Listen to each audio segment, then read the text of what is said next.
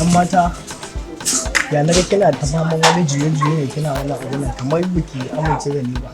Baki ganni ba ne? Ina son ki kuma kina wannan. Ko dan kin samu dama ke so ki wasa da ita ne? Dan Allah ba ki dama za ki wasa da ita, kin san yan mata dubu nawa ne a goma suke so na? A? Haka za ki ce? To idan ne wanka ta angon mu ne wucewa ina ga muku sai kin rike baki.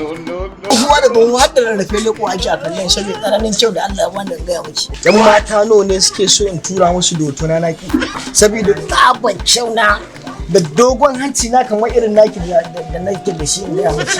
To bari ma ki ji in kira ki ji a gaban ki ji wata abin da za ta faɗa wa. Hello?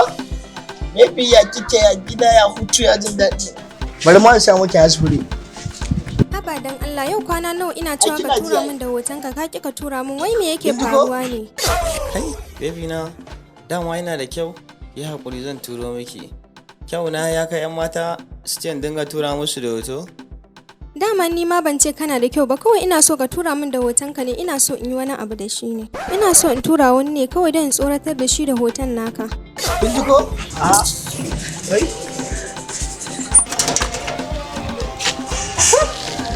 Akwai matsala a garin nan kamar ni beauty da ake ji da ni